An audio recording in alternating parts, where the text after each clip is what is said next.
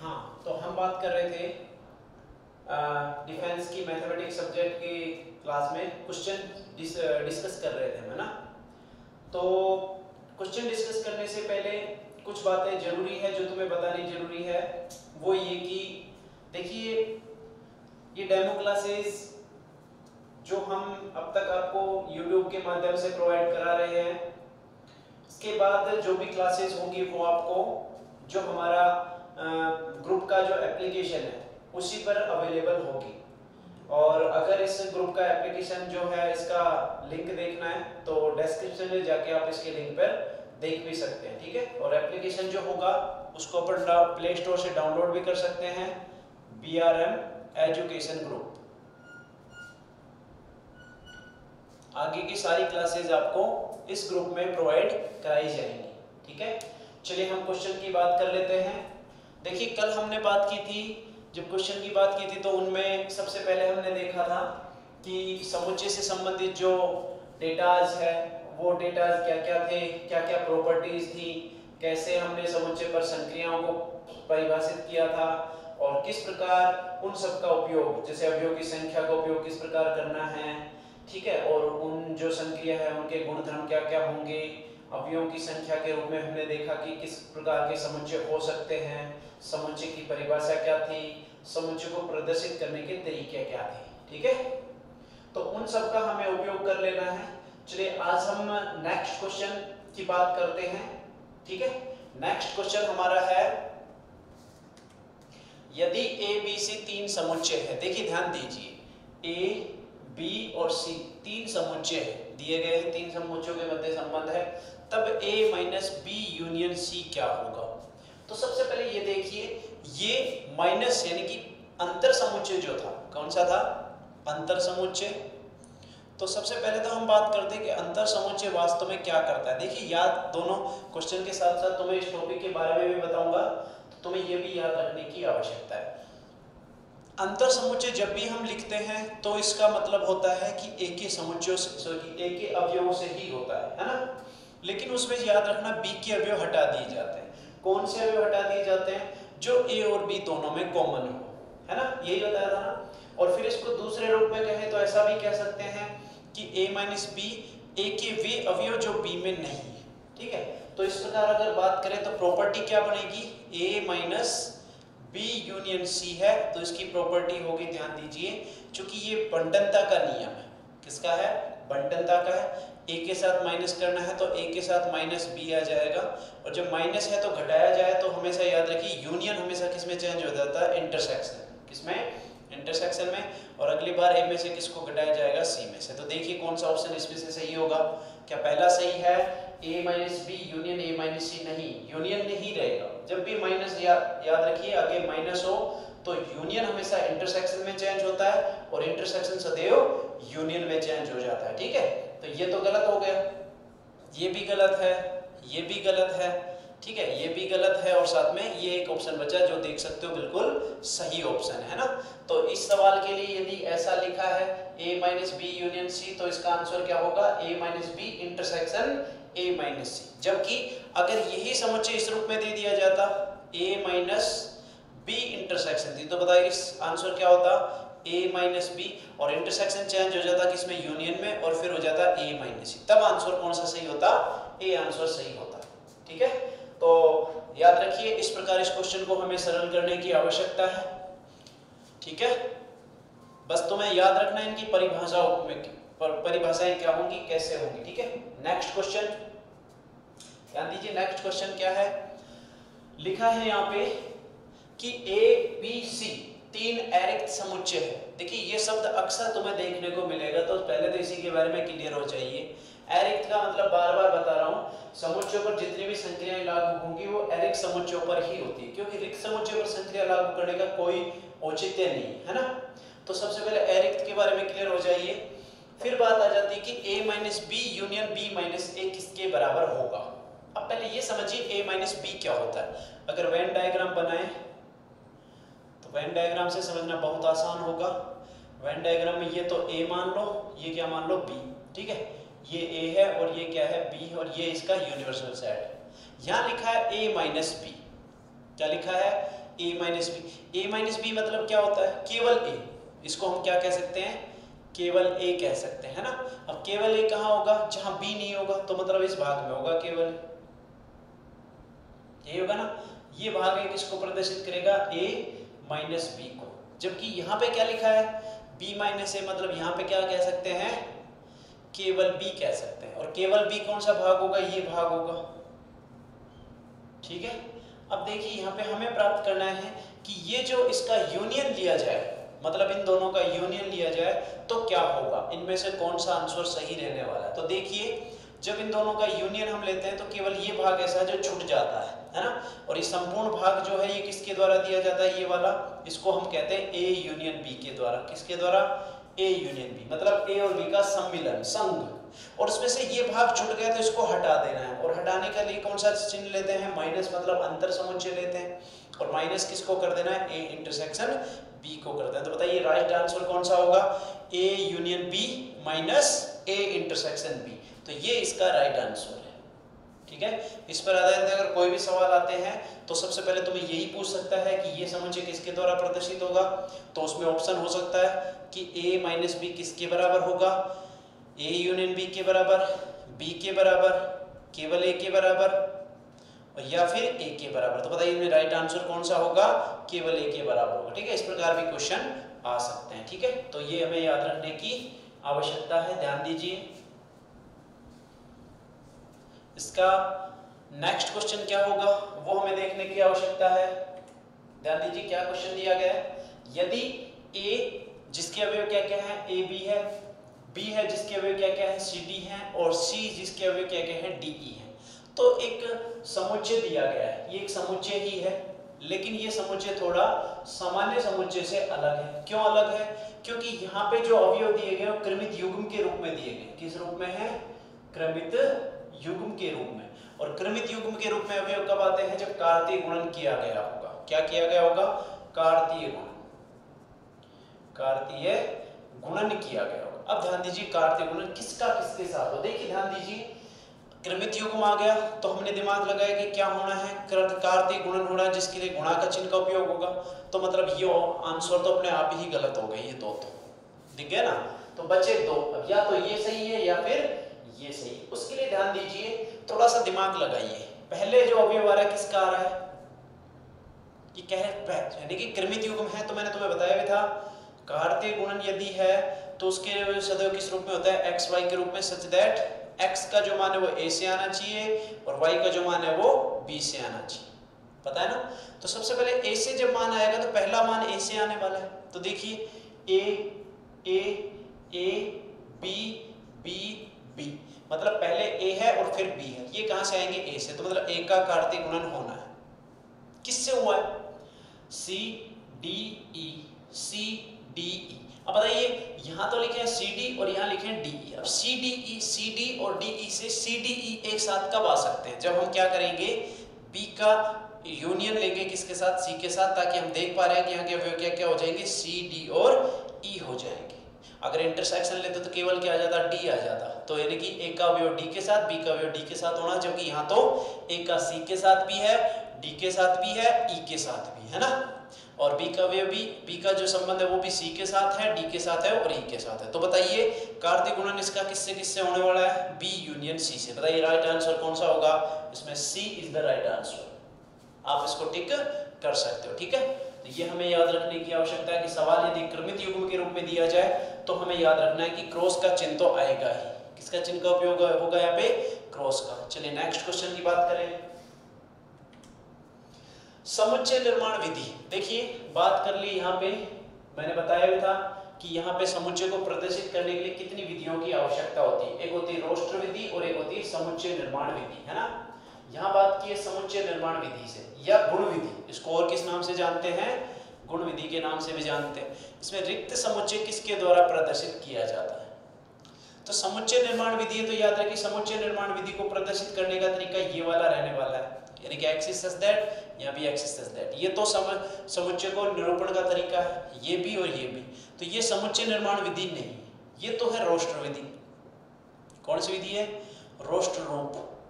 और ये इसको सामान्य रूप से जो प्रदर्शित किया जाता है ABC उस प्रकार है। तो यानी कि दो आंसर ये तो हो गए गलत, समुच्चय निर्माण में ये दोनों नहीं आ सकते, या तो ये होगा या फिर ये होगा। अब देखिए ये अगर है, अब चूंकि यहाँ x बराबर x है तो x का जो भी मान रखोगे वही x आएगा, एक रखोगे एक आएगा, दो रखोगे दो आएगा, तीन रखोगे तीन आएगा। तो क्या ये रिक्त समुच्चय को प्रदर्शित करेगा? नहीं प्रदर्शित करेगा, जबकि यहाँ क्या लिखा है x है, जो x खुद x के बराबर नहीं है। x जब आएगा एक आएगा तो एक नहीं आएगा, दो आएगा तो दो नहीं आएगा, तीन आएगा तो तीन नहीं आएगा, क्योंकि यहाँ पे नॉट इक्वल टू लिख रहा है। इसका मतलब यहाँ पे यही जो समुच्चय है ये समुच्चय निर्माण के रूप में किसको प्रदर्शित कर रहा है? रिक्त समुच्चय को। इसमें राइट आंसर होगा, है ना। चलिए याद रखने की आवश्यकता है। देखिए अगर रोस्टर रूप की बात करता है तो हमें ये आंसर टिक करना पड़ता, ये आंसर राइट आंसर होता, और अगर समुच्चय निर्माण विधि बता रहा है तो ये आंसर जो है वो राइट आंसर होता। ठीक है, ये भी हमें याद रखने की आवश्यकता है। चलिए नेक्स्ट क्वेश्चन की बात करें। लिखा है, अब देखिए वही सेम क्वेश्चन रिपीट करके दे दिया तुम्हें। क्या दिया गया है? यदि a बराबर x सच दैट, ये किसका चिन्ह है? सच दैट का x is not equal to x। हम जानते हैं रिक्त समुच्चय की समुच्चय निर्माण विधि है, तो किसको प्रदर्शित करता है? क्या जीरो को? जीरो तो खुद एक अवयव है, एक को नहीं, ये तो खाली नहीं है, अरिक्त है, ये भी अरिक्त है, ये, यानी कि इसका राइट आंसर क्या है? बी है, हम देख सकते हैं। ठीक है, नेक्स्ट क्वेश्चन की बात करें तो नेक्स्ट क्वेश्चन क्या होगा इसका? देखिए क्या लिखा है, यदि q हम जानते हैं एक परिमेय संख्या के रूप में है, x such that x is equal to 1/y, मतलब x का मान किसके बराबर दिया गया? 1/y के बराबर, जबकि y किससे बिलोंग कर रहा है? n से। अब n में क्या क्या अवयव होते हैं? n में होते हैं क्या क्या अवयव? 1 2 3 4 एंड सो। तो हमें x प्राप्त करना है। अब x का मान क्या क्या आएगा? जब y का मान 1 रखेंगे तो हो जाएगा 1/1 मतलब 1, जब 2 रखेंगे तो क्या हो जाएगा? 1/2। ठीक है, जब 3 रखेंगे तो 1/3, 4 रखेंगे तो 1/4, 1/5, 1/6, इस रूप में इसके अवयव आने वाले। तो बताइए इसमें से कौन सा राइट आंसर? अच्छा, एक इंपॉर्टेंट बात और है, यह एक चिन्ह का उपयोग किया गया बिलोंग्स टू, ये तुम्हें याद रखने की आवश्यकता थी, बताया भी था। ये चिन्ह किसका है? बिलोंग्स टू का है। तो सबसे पहले बात करते हैं कि बिलोंग्स टू का उपयोग होता है किसी अवयव को जब किसी समुच्चय से संबंधित बताना हो। वापस बता रहा हूं क्या कहना है, जब किसी अवयव को 0 है, 2 है, 1 है, 2/3, ये क्या है? अवयव है, और ये क्या है? समुच्चय। जब किसी अवयव को किसी समुच्चय से संबद्ध करना हो उस स्थिति में बिलोंग्स टू चिन्ह का उपयोग किया जाता है। अब इसमें बताइए कौन सा राइट आंसर है, यानी कि क्यू में इनमें से कौन सा अवयव आएगा? क्या 0 आएगा? 0 कभी नहीं आ सकता, देख पा रहे हो तुम, 0 कभी नहीं आ रहा है। 2 आएगा? 2 भी नहीं आ सकता। 1/2 जरूर आएगा, 2 नहीं आएगा। 2/3 कभी नहीं आएगा, 1 के रूप में आ रहे सारे अवयव। तो केवल 1 है, देख पा रहे हो कि 1 है जो इसमें बिलोंग्स टू होगा, मतलब ये इसका राइट आंसर है। ठीक है, अच्छा एक बात और है, बताइए समुच्चय के जो दिया गया है रूप, ये क्वेश्चन जो दिया गया है ये किस रूप में दिया गया है? समुच्चय निर्माण रूप में या रोस्टर रूप में? ये हम देख पा रहे हैं कि समुच्चय निर्माण रूप में दिया गया है। ठीक है, चलिए नेक्स्ट क्वेश्चन की बात करें।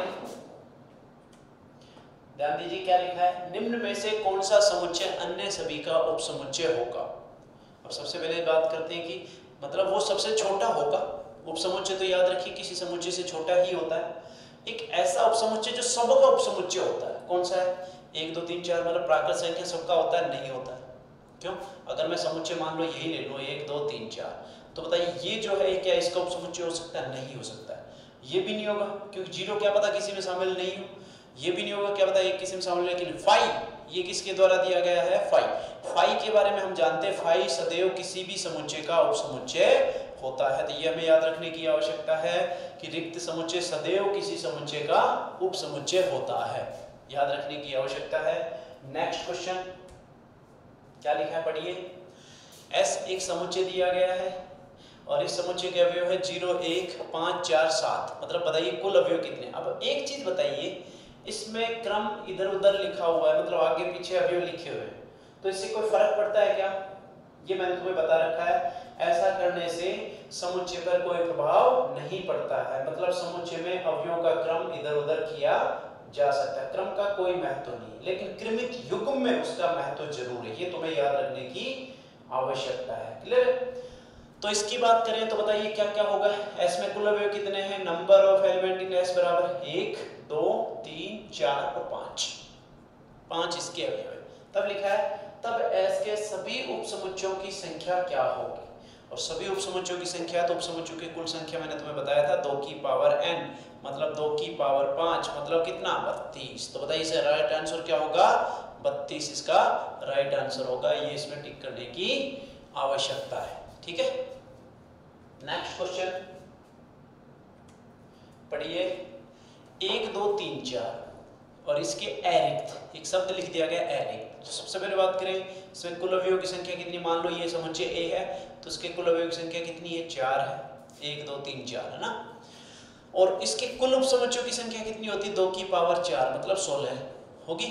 अब 16 में दो प्रकार के उपसमुच्चय होते हैं, कौन कौन से, एक तो होता है तुच्छ और एक होता है उचित। और तुच्छ में हम जानते हैं कौन कौन से होते हैं, एक होता है फाई और एक होता है शौम, 1 2 3 और 4, बाकी सब जो आते हैं वो इसमें आने वाले हैं। अब इसने कहा केवल अरिक्त, ये देखिए ये कैसा रहता है रिक्त, तो यदि इसको हटा दिया जाए तो कितने बचेंगे टोटल, भाई 16 थे, 16 में से 1 चला गया तो कितना बचा 16 माइनस 1 मतलब 15। ये तुम्हें याद भी रखने की आवश्यकता है। किसी भी समुच्चय जिसकी अवयव संख्या n हो p हो तो उसके अरिक्त उपसमुच्चयों की संख्या होती है 2 की पावर p माइनस 1। ये तुम्हें याद रखने की आवश्यकता है। तो बताइए इसका राइट आंसर क्या था 16 minus 1 that is equal to 15। तो मतलब इसका राइट आंसर है ए। ठीक है, चलिए नेक्स्ट क्वेश्चन की बात करें। नेक्स्ट क्वेश्चन क्या होगा, लिखा है समुच्चय ए इस प्रकार है कि ए का यूनियन इसके साथ लेने पर, ध्यान दीजिए ए का यूनियन किसके साथ 1 2 के साथ लेने पर क्या आएगा 1 2 3 5 और 9 लिखा है। तो समुच्चय ए क्या होगा, लिखा है समुच्चय ए क्या होगा, इनमें से कोई एक आंसर बताना है। देखिए ध्यान दीजिए यूनियन का मतलब क्या होता है, संघ होता है। क्या होता है, संघ होता है। और संघ क्या करता है, इसके और इसके अवयव को एक साथ लिख देता है। और देखिए 1 2 तो आ ही गया है, तो या तो ए होगा वो क्या वापस यही हो सकता है 1 2 3 5 9, और या फिर ए जो है वो क्या हो सकता है 1 2 जैसे आ चुके हैं तो बाकी अवयव संघ में तो एक साथ लिखते हैं तो 3 5 9। अब इसमें जो दिया गया है वही हमें सही मानना है। इसमें अगर ये दिया जाता तो ये सही है, ये दिया गया तो ये सही। बताइए इसमें से कौन सा आंसर दिया गया 3 5 9 मतलब बी ऑप्शन इसका राइट आंसर है। ठीक है, चलिए नेक्स्ट क्वेश्चन की बात करें।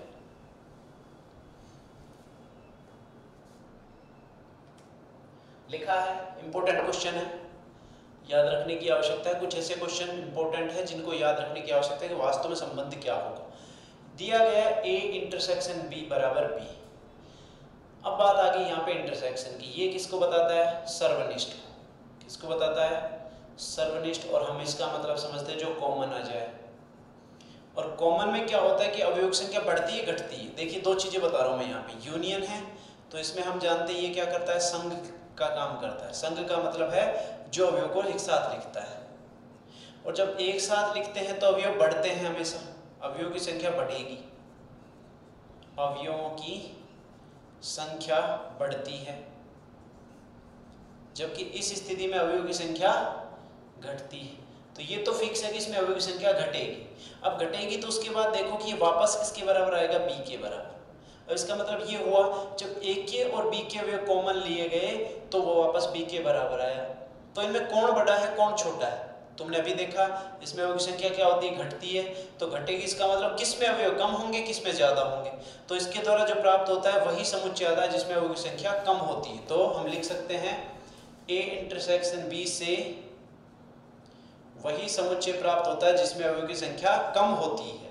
तो इसका मतलब ये हुआ कि बी में अवयव की संख्या कम है, किससे ए से, और साथ में इसमें से कुछ कॉमन भी आ रहा है। तो इसका मतलब ए और बी आपस में असंयुक्त तो नहीं है। तो मतलब ये कह सकते हैं A intersection B is not equal to phi. ये तो क्लियर हो गया, फाई तो नहीं हो सकता है। अब फाई नहीं है और साथ में बी के इक्वल आ रहा है, इसका मतलब बी छोटा है। बी कैसा है छोटा, क्यों, क्योंकि इसमें जो अवयव आते हैं वही आते हैं जिसमें अवयव की संख्या कम होती है, कम छोटे समुच्चय में होती है। तो बी छोटा ए बड़ा है, इसका मतलब कह सकते हैं बी इज सबसेट ऑफ ए। छोटा हुआ तो उपसमुच्चय बन जाएगा ना किसका ए का। तो बताइए राइट आंसर कौन सा होगा बी इज सबसेट ऑफ ए। ठीक है, ये क्वेश्चन में इसका राइट आंसर होगा। चलिए नेक्स्ट क्वेश्चन की बात करें।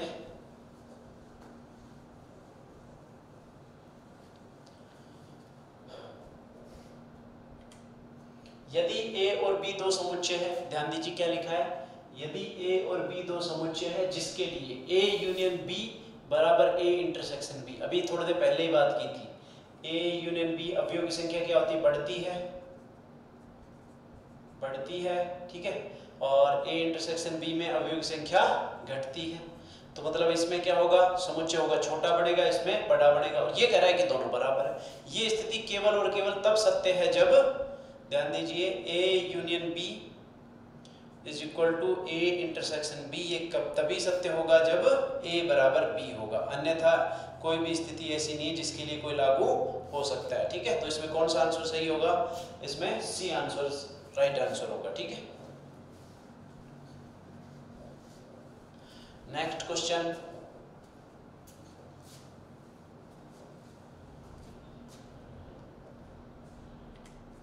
लिखा है ए और बी दो समुच्चय है तब क्या होगा, ध्यान दीजिए, देखिए इसको वेन डायग्राम से समझे तो ज्यादा आसान रहेगा।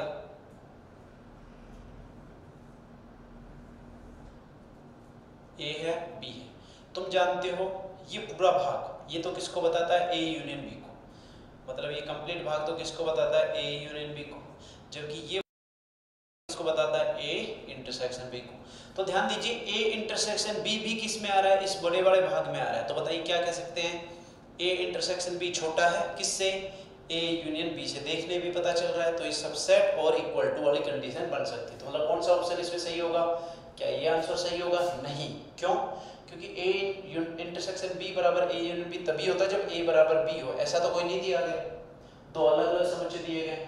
फिर ए यूनियन बी ये कभी छोटा हो ही नहीं सकता, मैंने अभी पहले बताया कि ये बड़ा होता है और ये सदैव छोटा होता है, क्योंकि इसमें अवयव की संख्या कम होती है क्योंकि कॉमन लिए जाते हैं, जबकि इसमें अवयव की संख्या बढ़ जाती है क्योंकि संग लिया जाता है, साथ साथ अवयव लिखे जाते हैं। और ये ऑप्शन देख पा रहे हो कि A intersection B is subset और equal to A intersection B, ये सही, सॉरी यूनियन बी, ये सही आंसर है इसमें, ठीक है। तो इसमें B option is the right answer. Next लिखा है a बराबर a है, ध्यान दीजिए a जो है उसके अवयव किस रूप में दिए गए हैं, एक्स वाई के रूप में, सच दैट y जो है वो किसके बराबर है, e की पावर x के, जबकि x बिलोंग्स टू क्या है, r है, जबकि b जो दिया गया वो क्या दिया गया है, x y, such that y is equal to e to power minus x and x belongs to r। इसमें से अब देखना है कि कौन सा ऑप्शन सही है। ध्यान दीजिए जब भी दो ऐसे इस प्रकार दिए जाएं तो सबसे पहले ध्यान दीजिए जो कि यहाँ भी अवयव एक्स वाई के रूप में, यहाँ भी अवयव एक्स वाई के रूप में, मतलब दोनों समुच्चय आपस में कहीं ना कहीं तो प्रतिच्छेद करेंगे, और ऐसी स्थिति में क्या करना है, दोनों के नियम उठा लेने, e की पावर x है, दूसरे का क्या, e की पावर माइनस x है, तो मैं लिख सकता हूँ e की पावर x बराबर 1 अपॉन e की पावर x, मतलब इधर गुणा कर दो तो e की पावर 2x बराबर 1, तो मैं लिख सकता हूँ e की पावर 2x बराबर e की पावर 0, मतलब 2x बराबर कितना, 0, तो x बराबर कितना आ गया, 0 आ गया, मतलब इन दोनों से x का मान तो कितना आ गया, 0, तो बताइए y का मान क्या होगा, e की पावर 0 या e की पावर माइनस 0, और जिसका मान कितना होता है, तो मतलब a में भी एक अवयव क्या आएगा, 0,1 आएगा, आएगा नहीं आएगा, बाकी का पता नहीं, लेकिन एक अवयव तो ये आएगा, ठीक है। इसी प्रकार b में भी एक अवयव क्या आएगा, 0,1 आने वाला है, बाकी का ज्ञात नहीं। तो ये देखिए कि a इंटरसेक्शन b अगर लेते हैं तो ये अवयव तो दोनों में कॉमन है, इसका मतलब a इंटरसेक्शन b में एक अवयव तो आना ही है, ठीक है, और वो एक ही अवयव आएगा कितना, 0,1, तो बताइए फाई के बराबर है क्या, नॉट इक्वल टू फाई है, मतलब ये आंसर इसका राइट आंसर, ये गलत है, ये गलत है, ये गलत है। A union B, A intersection B कभी भी आर स्क्वायर नहीं हो सकता है, कभी भी, ठीक है। हाँ, इनका गुणा होता, कार्तीय गुणन होता तो ये आर स्क्वायर हो सकता था, क्यों, क्योंकि ये भी आर पर परिभाषित है और ये भी आर पर परिभाषित, मतलब यहाँ पे आंसर अगर ऐसा लिखा रहता तो हम कह सकते थे कि हाँ ऐसा होगा, लेकिन तब भी यहाँ इक्वल टू होता है, ये जरूरी नहीं है, सबसेट और इक्वल टू हो सकता था, आर गुणा आर, ठीक है।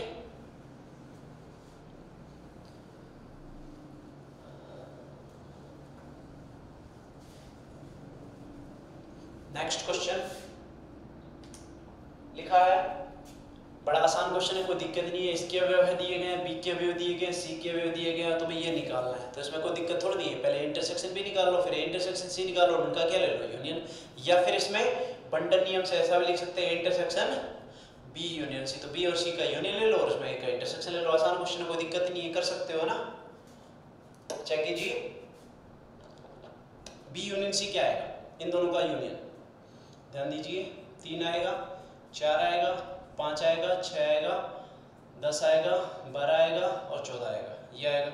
और ए क्या दिया गया है, 2 3 4 8 10, तो इनका इंटरसेक्शन लोग क्या आएगा, देखिए 4 आएगा और 10 आएगा, तो 4 और 10 इसमें राइट आंसर है। वापस देखिए कोई गड़बड़ तो नहीं हुई अपने से, 3 4 5 6, ए इंटरसेक्शन बी। नोट कीजिए इसमें 14 तो इसमें है ही नहीं, A union A intersection B. Okay, ये इंटरसेक्शन वाला पार्ट है ना, हाँ इंटरसेक्शन में तो कॉमन ही आएगा, और बी यूनियन सी। देखिए इसको अलग अलग वेर करने की कोशिश करें, आसान क्वेश्चन है वैसे, कोई दिक्कत नहीं है, फिर भी अगर कोई दिक्कत है तो करने की कोशिश जरूर कर लें। कैसे, सबसे पहले हम देखें ए इंटरसेक्शन बी का मान क्या है। देखिए फिर बंटन नियम से भी देखेंगे ए इंटरसेक्शन बी मतलब इसमें से कॉमन क्या आ रहा है, देखिए 3 आ रहा है, क्लियर है, 3 के बाद हाँ तो इसका आंसर आएगा 3 4 10, ये आंसर इसमें राइट आंसर है ए। कैसे, इसका अगर तुम डायरेक्ट बंटन नियम से देखो तो इसको हम ऐसा भी लिख सकते हैं A intersection B union C. तो सबसे पहले बी यूनियन सी निकालिए, क्या आएगा, बी यूनियन सी बराबर 3 आएगा, 4 आएगा, 5 आएगा, 6 आएगा, 10 आएगा, 12 आएगा और 14 आएगा। जबकि ए क्या दिया गया है, 2 3 4 8 और 10। बताइए कॉमन क्या क्या है, एक तो 3 है कॉमन, तो मतलब इसमें एक तो 3 आ जाएगा, एक 4 आ जाएगा और एक 10 आ जाएगा, ये 10 आ जाएगा। तो 3 4 10 एक राइट आंसर है, मतलब ए इसका राइट आंसर होगा। ठीक है, आसान क्वेश्चन इस प्रकार के तुम डायरेक्टली भी कर सकते हो। ठीक है, नेक्स्ट क्वेश्चन लिखा है यदि ए और बी कोई दो समुच्चय है तब A intersection A union B क्या होगा। ध्यान दीजिए, ए का इंटरसेक्शन ए यूनियन बी से लेंगे तो इसका राइट आंसर क्या रहने वाला है। देखिए अगर मैं बंटन नियम लगाऊं तो ज़्यादा आसान रहेगा, A intersection A union A intersection B. अगर इसको लिखो तो ए का इंटरसेक्शन ए के बाद सदैव ए रहता है, यूनियन ए इंटरसेक्शन बी। अब देखिए इसका मान क्या आने वाला है, अगर ऐसा लिख दिया, अब यूनियन लेना है एक का किसके साथ, ए इंटरसेक्शन, और ए इंटरसेक्शन बी के अवयव हम जानते हैं, ए इंटरसेक्शन बी भी किसका सबसेट होता है, ए का। और जब यूनियन लिया जाता है सदैव किसके बराबर आना है, जो बड़ा है, बड़ा कौन है, ए, तो इसका राइट आंसर कौन रहने वाला है, ए, ये इसका राइट आंसर है। ठीक है, नेक्स्ट क्वेश्चन, यदि 3 समुच्चय एबीसी इस प्रकार है कि ए यूनियन बी बराबर ए यूनियन सी एवं A intersection B is equal to A intersection सी।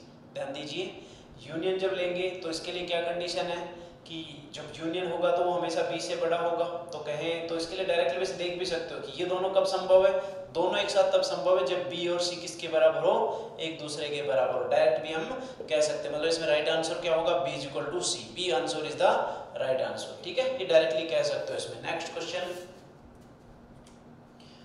आसान क्वेश्चन है, again you can directly solve it. A दिया गया, बी दिया गया, सी दिया गया, डायरेक्ट ए बी सी निकाल सकते हो, कोई भी राइट आंसर देख सकते हो। ठीक है, नेक्स्ट क्वेश्चन, हाँ ये आंसर, ये क्वेश्चन अच्छा है, ध्यान दीजिए, ए इंटरसेक्शन बी माइनस ए, तो इसका आंसर क्या होगा। वेन डायग्राम अगर तुम देखो तो वेन डायग्राम में ये ए है और ये बी है। सपोज करो ये ए है, ये बी है, ये यूनियन, ये होता है ए, ये पूरा किसको बताता है, ए को, और ये जो भाग है इधर वाला ये किसको बताता है, बी माइनस ए को, बी माइनस ए। तो यदि इस पूरे का इस भाग के साथ इंटरसेक्शन लिया जाए तो कोई कॉमन आ रहा है क्या, कोई कॉमन नहीं आ रहा, मतलब कह सकते हैं ए इंटरसेक्शन बी माइनस ए बराबर 5। हाँ अगर ऐसा होता, ए यूनियन बी माइनस ए होता, तब क्या आता, ए यूनियन बी माइनस ए, मतलब पूरा भाग बन जाता, और पूरा बन जाता तो इसको लिख देते ए यूनियन बी, इस प्रकार लिख सकते थे। ठीक है, चलिए नेक्स्ट, तो इसमें कौन सा आंसर सही है, इसमें हम देख पा रहे थे कि कौन सा सही होगा, 5, ये इसका राइट आंसर है। ठीक है, नेक्स्ट क्वेश्चन देखिए, ध्यान दीजिए क्वेश्चन क्या है, दिया गया है A intersection A union B और इसका डैश। तो इसको सही तरीके से सोल्व करें डी मॉर्गन नियम लगा के। ये डैश को सोल्व करने का कौन सा नियम है, डी मॉर्गन नियम। तो हम इसको कह सकते हैं ए डैश और इंटरसेक्शन बी डैश। तो बताइए कैसे सोल्व करेंगे। ये डी मॉर्गन नियम से क्या बनेगा, हम इन दोनों को साथ में ले सकते हैं क्योंकि ये साहचर्य गुणधर्म, ये तो डी मॉर्गन नियम बन गया था। और उसके बाद तीन समुच्चय एक साथ लिखे तो उनमें इन दोनों को साथ में लिया जा सकता है, इसको अलग छोड़ा जा सकता है, मतलब मैं ऐसा भी लिख सकता हूँ। और इंटरसेक्शन बी डैश, तो बताइए ए इंटरसेक्शन ए डैश, ए डैश क्या होता है, ए का पूरक, तो ए का पूरक का मतलब ए, जब ए में जो भी वो ए डैश में नहीं हो सकते, मतलब ये फाई के बराबर, फाई का इंटरसेक्शन बी डैश के साथ सदैव किसके बराबर होगा, फाई। तो राइट आंसर क्या होगा इसमें, phi is the right answer. Okay, next question.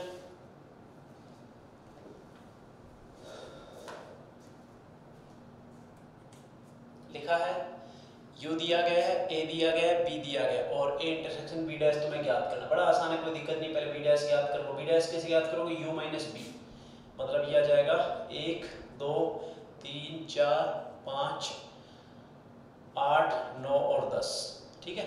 और A का इंटरसेक्शन लेना था, A क्या है 1 2 5, तो बताइए A इंटरसेक्शन B डैश क्या होगा, 1 2 5 ही होगा और 1 2 5 वापस किसके बराबर है, 1 के बराबर, ये आ जाएगा आंसर, ठीक है। डायरेक्ट इस प्रकार के सवाल में तो कोई दिक्कत आएगी नहीं, वैसे भी तुम डायरेक्टली सोल्व कर सकते हो, ठीक है। नेक्स्ट क्वेश्चन, यदि A कोई समुच्चय है तब कौन सा इनमें राइट आंसर होगा। देखिए A क्या होता है, A डैश क्या होता है, A डैश है एक का पूरक समुच्चय, क्या होता है, पूरक समुच्चय होता है। और हम जानते हैं इसके अवयव इसके अवयव कोई भी कॉमन नहीं होते हैं, तो मतलब A इंटरसेक्शन A डैश किसके बराबर रहना है, फाई के बराबर। और या फिर कहें A का यूनियन A डैश के साथ ले ले तो वापस क्या मिल जाता है, U। तो बताइए कौन सा आंसर इसमें दिया गया है, A इंटरसेक्ट, देखिए A यूनियन A डैश बराबर फाई गलत है क्योंकि U के बराबर आना था। ये A इंटरसेक्शन A डैश जो के बराबर किसके होता है, फाई के, ये भी गलत है। यहाँ पे क्या देगा, A union A dash, sorry A union A dash बराबर U, मतलब ये answer is the right answer, ठीक है। आसान है, छोटे छोटे क्वेश्चन है, कर सकते हो। देखिए ये क्वेश्चन देखिए, Na दिया गया An बिलोंग्स टू N, तब N5, A का मान कितना है 5 है, तो ये आ जाएगा कितना 5N, N belongs to N है, जबकि नेक्स्ट क्या है N7 है, उसके वे क्या होंगे 7N होंगे, N बिलोंग्स टू N। एक बार सोल्व करके देखिए क्या आएंगे, 5 आएगा, 10 आएगा, 15 20 25 30 35 40 एंड 100। इसमें क्या क्या आएंगे 7 10 7 14 21 35 28 35 एंड 100। तो बताइए इन दोनों का इंटरसेक्शन क्या आएगा, N5 इंटरसेक्शन N7। देखिए ध्यान दीजिए, जो कॉमन है 35 आ रहा है, तो इसका मतलब यहाँ पे क्या आएगा 35 आएगा, फिर 35 के गुणा जगले क्या आएंगे 70 आएगा। इसी प्रकार सारे अवयव आते चले जाएंगे, ठीक है। तो हम कह सकते हैं इसको किस रूप में लिख सकते हैं, इसको लिख सकते हैं 35N such that N belongs to N।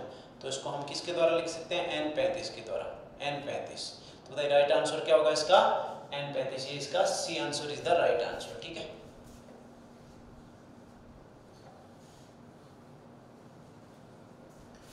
चलिए नेक्स्ट क्वेश्चन देखिए, निम्न में से छायांकित भाग कौन सा है।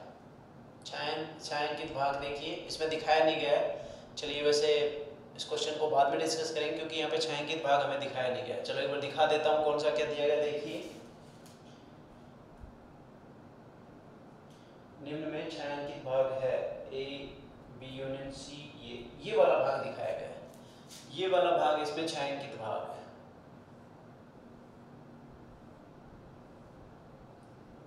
ये वाला इसमें छायांकित भाग है। तो देखिए ध्यान दीजिए, ये भाग केवल A को प्रदर्शित करेगा, किसको प्रदर्शित करेगा, केवल A को प्रदर्शित करेगा। केवल A है तो मतलब बीच में माइनस चिन्ह तो आना है, मतलब ये ऑप्शन गलत हो गया, ये ऑप्शन गलत हो गया, ये ऑप्शन गलत हो गया, एक ही ऑप्शन बचा तो डी ऑप्शन है राइट आंसर। कैसे, इस पूरे भाग में ध्यान दीजिए, ये किसको बताएगा, ये वाला भाग, ये B यूनियन C को बताएगा, और ये भाग किसका था, A था, इसमें से ये भाग हटा देना है। देख रहा ना, ये बाकी पूरा भाग हटेगा, पूरा भाग हटेगा तो मतलब A minus B union C। तो कह सकते हैं केवल A के लिए ये आंसर इसका राइट आंसर होगा, ठीक है। इस प्रकार हम देख सकते हैं।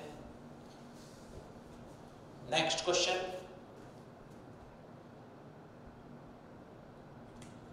लिखा है A B O दो समुच्चय है और तब A minus B union B minus A union A intersection B। देखिए नेक्स्ट क्वेश्चन क्या है, क्वेश्चन है यहाँ पे ठीक है, ये किसके बराबर होगा? a minus B union b minus C. चलिए ध्यान दीजिए, अगर मैं बात करूं इस प्रकार वेन डायग्राम से ही इसके क्वेश्चन की बात कर लें, a है और b है, a है b है, a माइनस बी ये भाग होगा, ठीक है ना, ये हो गया क्या? a माइनस बी, और ये भाग किसके बराबर हो जाएगा? ये वाला भाग,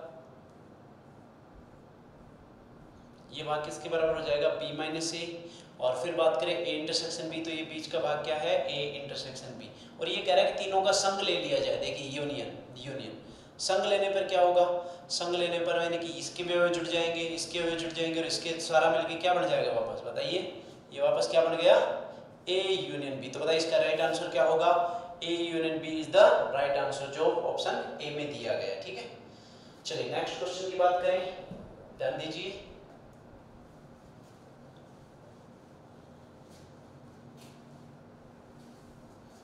नेक्स्ट क्वेश्चन,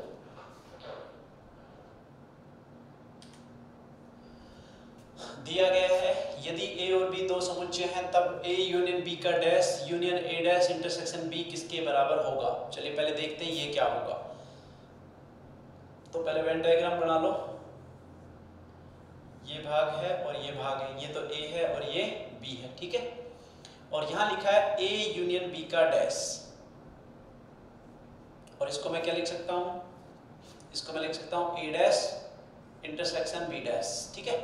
तो a dash intersection b dash, और इसको प्राप्त करने का तरीका क्या रहेगा? ये बाहर वाला भाग, ये बाहर वाला भाग किसको बताएगा? ये a यूनियन b का डैश बताएगा, ठीक है। तो ये भाग क्या है? a यूनियन b का डैश। फिर लिखा है a डैश इंटरसेक्शन b, और a डैश इंटरसेक्शन b का मतलब है a नहीं होना चाहिए लेकिन b होना चाहिए, तो मतलब केवल b, तो मतलब ये वाला भाग। अब ये भाग है, इसका मतलब ध्यान दीजिए, इसको क्या लिख सकते हैं? इसको हम लिख सकते हैं, देखिए a छूट गया है, इसका मतलब कौन सा भाग छूट गया? a छूट गया, किसमें से? संपूर्ण भाग में से। और संपूर्ण भाग में से a छूट गया, इसका संपूर्ण भाग तो u होता है, तो u में से a हट गया है, मतलब क्या बच गया? a dash. इसको क्या लिख सकते हैं? a dash. तो इसका राइट आंसर क्या होगा? a डैश इसका राइट आंसर होगा, ठीक है। इस प्रकार सोल्व कर लेना है।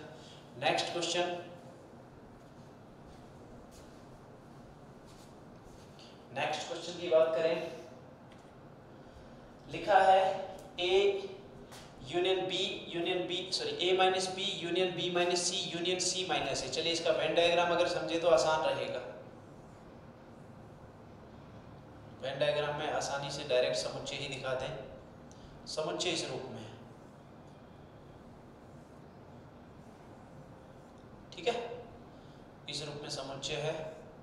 तो देखिए सबसे पहले a माइनस, ये a है, ये b है, a माइनस b कौन सा भाग होगा? केवल यही भाग होगा,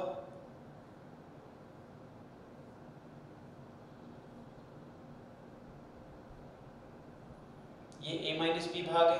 दूसरा b माइनस सी कौन सा होगा? ये वाला भाग होगा।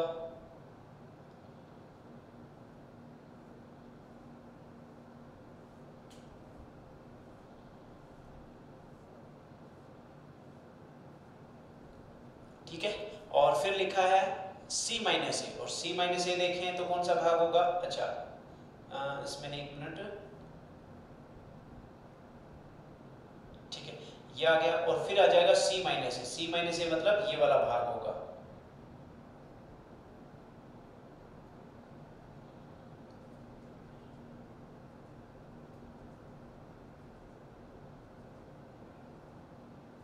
देखिए, तो इसका मतलब इसमें बीच में ये भाग किसी में शामिल नहीं हुआ है, देख पा रहे हो ना, ये भाग किसी में शामिल नहीं हुआ है। और हमें क्या करना है? इसका डैश निकालना है। डैश का मतलब कि इस पूरे का डैश, मतलब जो दिया गया है उसका डैश निकालना है। उससे पहले ये देखिए a union b union c u के बराबर, मतलब ये संपूर्ण भाग किसके बराबर? u के।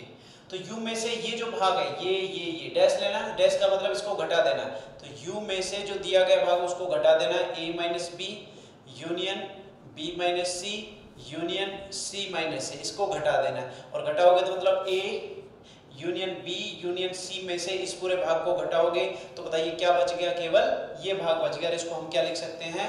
a intersection b intersection c, यही इसका राइट आंसर होगा। तो बताइए कौन सा ऑप्शन सही है? a intersection b intersection c, मतलब c इसका राइट आंसर होगा डायग्राम के अनुसार, ठीक है।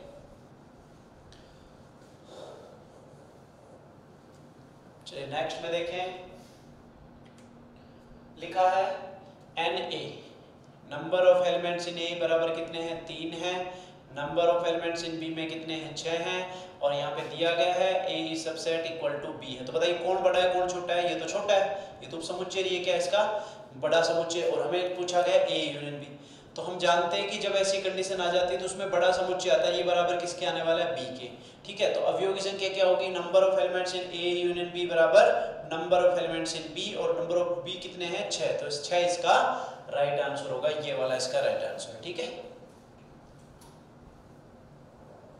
चलिए नेक्स्ट की बात करें, लिखा है ए और बी दो समुच्चय है तथा Na में इतना है, Nb का मान इतना है, और N of A union B का मान इतना है, तो N of A intersection B का मान कितना होगा। ये अवयव की संख्या के रूप में नहीं दिया गया है, ठीक है। N ऑफ A बराबर 0.16 और Nb का मान कितना दिया गया है 0.14, और N of A union B बराबर कितना दिया गया है 0.25, और N of A intersection B पूछा गया। एक्चुअली ये सवाल गलत है, क्यों गलत है, क्योंकि अवयवों की संख्या कभी भी दशमलव के रूप में नहीं होती। तो बेसिकली ये सवाल प्रायिकता का है, P ऑफ A का सवाल है ना, तो इस सवाल को प्रायिकता के अनुसार करें, या फिर इसको ऐसा लिख लें हम, ज़्यादा आसान रहेगा। इसमें ये 0.16 इसकी जगह 16 ले लो, 16 हो गया, N ऑफ B में कितना हो गया 14 हो गया, N of A union B में कितना हो गया सॉरी इसमें कितना हो गया 25 हो गया, तो N of A intersection B में कितना होगा।